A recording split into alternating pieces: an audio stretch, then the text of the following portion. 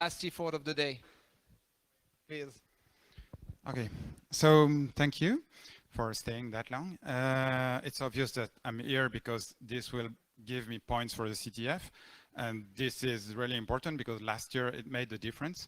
So, as you can tell, I will just take like 5 minutes to teach you how to hack, because if you came here, of course, it's because you want to learn how to hack. I assume you know by now that it's very difficult to do symbolic analysis and reverse engineering and this kind of advanced stuff. So I will teach you easier paths to hacking. So first, very important, you have to get a hoodie. So now you look like a hacker, and then what do? Of course, you go on the internet and you start searching for stuff. For instance, what happens if someone has a configuration file where there is a comment like, make this unique and don't share it with anybody ever? Well, of course, it will end up in 5,000 different configuration files with secrets, because this is from the Django configuration file. And if you get this secret, you can actually forge cookies, so you can take over the app. GitHub also has some nice tricks, but used to have in 2014, but then they restricted the search box. So now you cannot search for like RSA files name ID RSA with a size over 1 if you don't provide any content.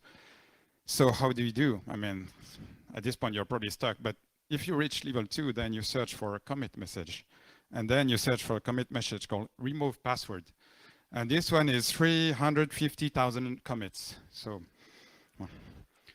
pro tip, there is a tool on GitHub called BFG that will actually delete all the history and whatever. If you made a mistake on a repo, you can actually delete everything, but you need to use that tool.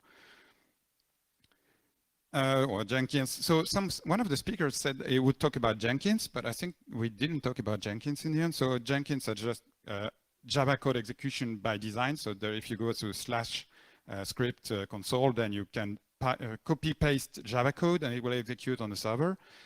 But they thought about security and they say, well, of course you have to be authenticated to do this.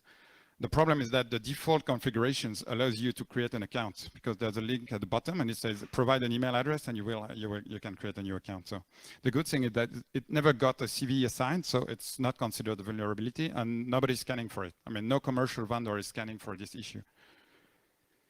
This one is from PYAML. I don't know if you can read it. So in 2013, someone said, oh, maybe we should rename the configuration setting called YAML.load into YAML.dangerousload. And then in 2016, someone commented, oh yeah, if you put this command in a YAML file, it will actually execute on the server. Oh, you can't read it.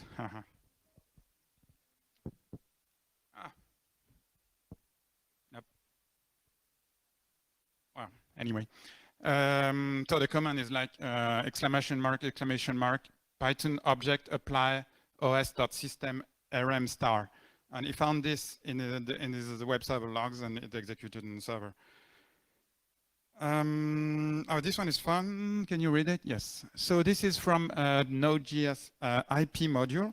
And this function is about checking if the request is coming from localhost or going to localhost. So it's used by many security features because, you know, you have a lot of like MongoDB and stuff like that listening on localhost only, and you don't want people to be able to reach localhost.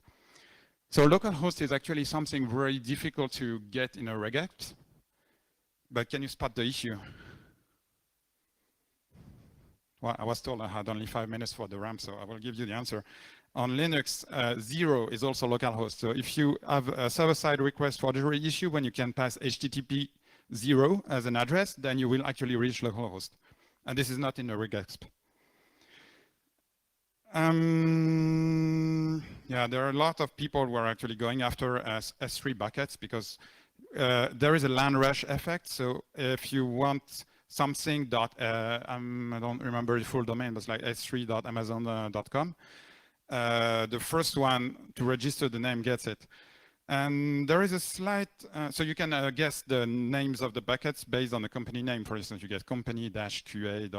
Whatever Amazon, and usually you end up on the Amazon bucket. And there is a slight configuration intricacy on Amazon is that there's a difference between all users and authenticated users. So if you want to make a bucket public, you click on, you say all users have access. And then some people say, yeah, I don't want this. I want authenticated users to have access. But authenticated users is actually everybody who ever created an Amazon account, including the free tier, not providing your credit card or anything. So this is how this blog post said that like 7% of all the Amazon buckets have actually improper permissions that allows people to download from the bucket. And the last one, shit. The animation was not taken into, okay. The last one is about dangling DNS. And dangling DNS is an attack where you actually say, I want subdomain.company.com to point at 1234 as an IP address. And this is very common. I mean, you have a lot of subdomains for many things. But the problem comes from where when you do not delete those old domains where they're not used anymore. And so you end up having many IP addresses, domain names pointing to IP addresses in the cloud for machines that are not there anymore. People might actually end up getting this IP address again from another project, and you would be able to serve content for a subdomain of the main domain. And then you could possibly get cookies if they are scoped to star.company.com, or you can inject scripts on a company page or whatever. And there's one, for instance, I had one example, so it's in the next slide. I don't want to spoil it because, oh no, I can spoil it. It's like if you look at the website for the French people living abroad, they were supposed to vote on a website and the project has been canceled.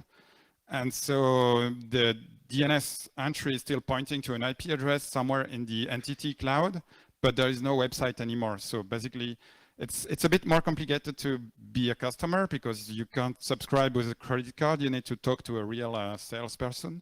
But if you have some time to spend on the phone with entity representative, you can actually create a project in their cloud, and you will be able to fake a website and put some GreHack logo on the page that would cause many sleepless nights in the incident response for the government.